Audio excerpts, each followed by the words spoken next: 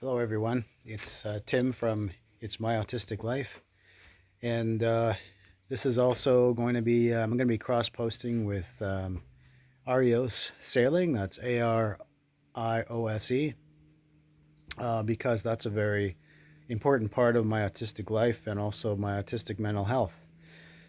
So there you go, I'm autistic, ADHD actually, which is AU, DHD, autism, and ADHD. And to start this off, I just want to say that,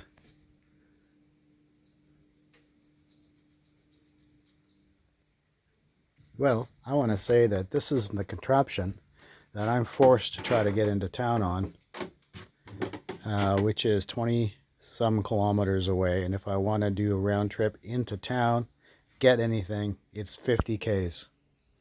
50 kilometers, what is that, 35 miles? Now, I'm in good shape, but I do have a heart condition, and it does get down to minus 40 here.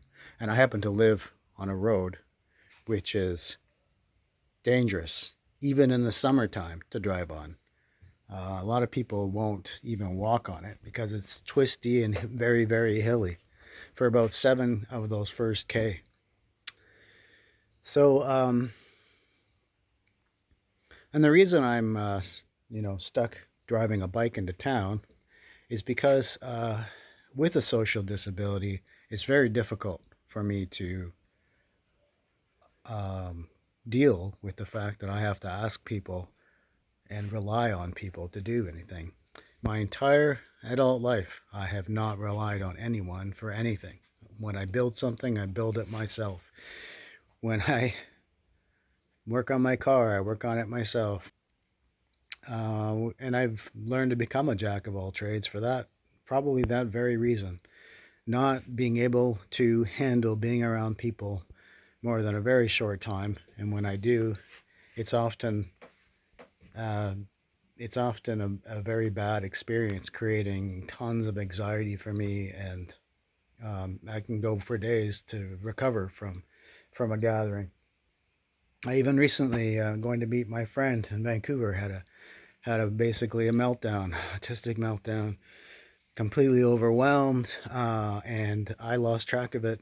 Um, and I'm sure that most of the people there just think I was really rude, but I got to a breaking point. So, from now I'm stuck this because apparently I, did something that the law didn't think was appropriate. And unfortunately, it's actually the law itself that created the problem because autistic people are literal thinkers. And I thought that my court order, the words in the court order actually meant something. But apparently, the organizations that make up the rules decide that they're going to ignore parts of the court order so that lawyers can make money off of it. Now, they might think that this is all well and good and this is the way they've been trained. But unfortunately, what happens in that case is that the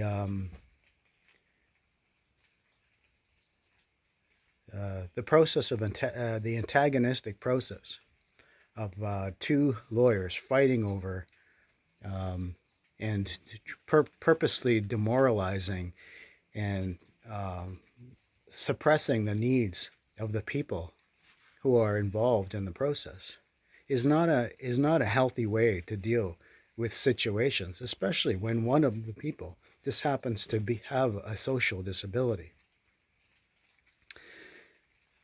And so, as part of what they think I should be doing, and I'm not doing it, and I will not do it because I can't do it, and that's pay a certain amount of money.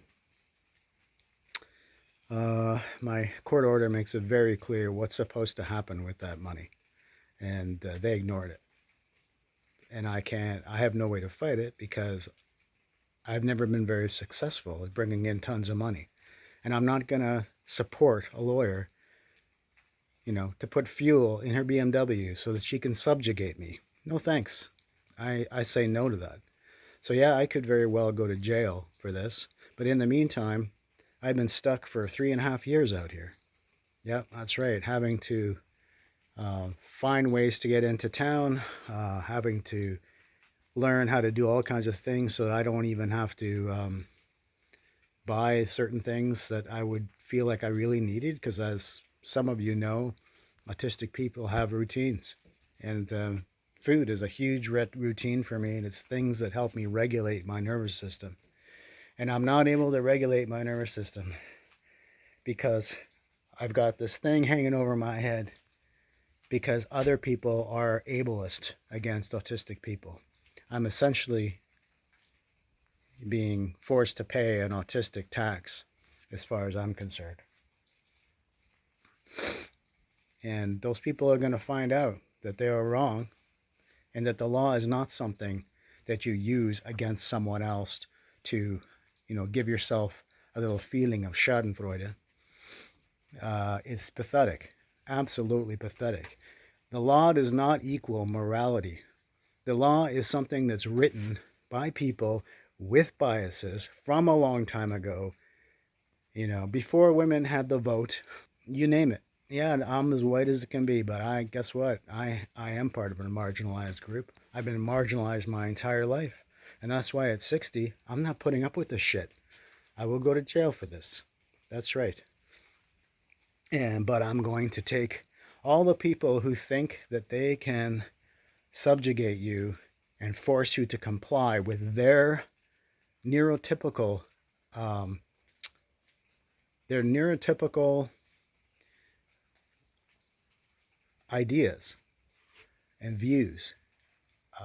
It's just not going to happen. So, so I'm starting a movement. It's called SOS, Support Over Subjugation. We can actually do away with most of the laws regarding family because if you start to help people, you start to support them with empathy, with love and compassion, caring and understanding and science, and people who understand how to deal with these situations. All the other problems don't require enforcers and police and subjugation and being put down by people like lawyers and stuck into a government holding cell, government hotel. You know, it's unbelievable. I can't believe I've gotten to this point and I wasn't ever in trouble with the law in any way, not even speeding tickets. And yet here I am fighting against my own government and their stupidity. And something's gonna break. Something's gonna hit the wall. Anyway, SOS, let it be.